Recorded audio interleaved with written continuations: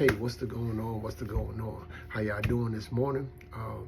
Listen, just wanted to pop on and just say a few things. What I wanted to talk about was friends. So check this out. Reading in Proverbs chapter 27, verses 5 and 6 in the Amplified version of the Bible. Love that version because it gives more meaning to some of the things that we're actually reading. So it says, better is an open reprimand of loving correction than love that is hidden. Faithful are the wounds of a friend who corrects out of love and concern, but the kisses of an enemy are deceitful because they serve his hidden motive, which his hidden motive is to get you off of your square. I love the way that they describe this. Back in the day, there was a rap song. The rap song I used to like, it was called Friends. It was by a rap group called Houdini. It was back in '84. That lets you know, tell you a little bit about my age. God bless, I'm thankful. But one of the how the lyrics started off had a nice beat. Used to love knocking. It says, friends, how many of us have them? Friends, ones we can depend on. Friends, before we go any further, let's be friends. And then they go into their monologue of how in the descriptions of a friend really is. They even go into, as far as saying that the dictionary can't even describe the meaning of friends because you got to understand what a friend is. One of the reasons why I went to the word first on that, because what I'm finding now is people that are attached to you that tell you that they're your friend are truly not your friend. And I found that in my own life, in my own experience, to understand that friendship is a true give and take on a friendship. That I should be able to come to my friend, and even though it may hurt their feelings, and tell them the truth about something that is happening that I'm concerned enough about that I can bring it to them without them being offended.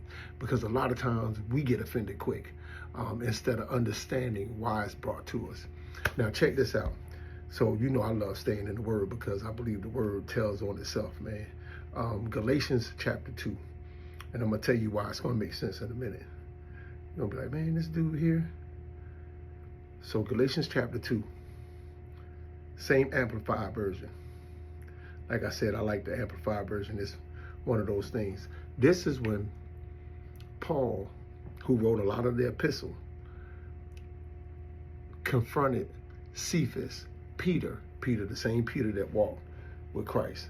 And the reason why he used Cephas is because that was the fraudulent part of him saying how, as a hypocrite he was, knowing that Cephas in the Aramaic means rock. Also, Peter means rock in the Greek. The importance is they spoke Aramaic. I want you to hear me on that one. So he would be more familiar with him saying that Aramaic name than he would saying something else. People that know me know my name, but people that really know me know the nickname that my family gave me when I was younger. And the reason why they know it, because it's a more intimate thing. They are friends. They've been around long enough. So if they repeat that name, it's certain names that you know. When they repeat that name, you're like, wait a minute, man, I got to know these people. Or these people have to know me because that's a name that's only a few people that actually really know. So anyway, this is how he brought it to him. In verse 11, chapter 2, Galatians, Paul said, now when Cephas, talking about Peter, came to Antioch, I opposed him face to face about his conduct there, because he stood condemned by his own actions. Before certain men came to James, he used to eat his meals with the Gentiles. These are the uncircumcised, this is the grafted in. But when the men from Jerusalem came, he began to withdraw and separate himself from the rest, from the Gentiles, because he was afraid of the circumcisions. The rest of the Jews joined him in his hypocrisy, ignoring their knowledge that Jewish and Gentile Christians are united, or were united. Paul had to bring back to Peter's remembrance what Christ had taught, about the gospel and about how to be a true friend. Remember what happened with Peter. Peter, denied Christ. But Peter had a history of doing that. Paul, being his friend, said, hey, man, I got to tell you what's going on because, hey, this is concerning. This concerns the gospel. So we got to do better than this. You can't be a hypocrite to the gospel. Case in point. And I'm in there because I can really go on a lot more. We have to understand as being believers, knowing that we represent the gospel of God. There's no difference between Greek nor Jew. It does not make a difference. If you are in the body of Christ, you are in the body of Christ. We are not bound by law. We are found righteous through him. Read your word, study, understand what a friend is. Everybody that says they're for you, they're not really for you. Sometimes we debate the people that we feel like are closer to us. I'll give you this scenario, and then I'm going to leave it alone. My wife will probably get on me about this one. But this is the truth. So you and I, we sell dope. Saying it in a negative way. We sell dope. Okay, we've been selling dope for the last 10 years. I mean, we've been getting it.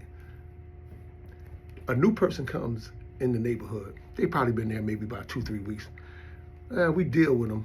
But after they get there, a month later, the feds come and knock us off. Now, the first person we're accusing is that new person that came in.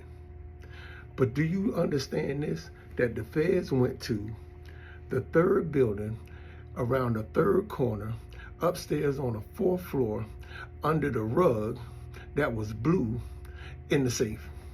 Now, how in the world did that dude that's only been there a month and a half know all that detail? Sometimes a friend will come with a kiss, and they not really a friend. Ponder on that. Peace. We out. KWU.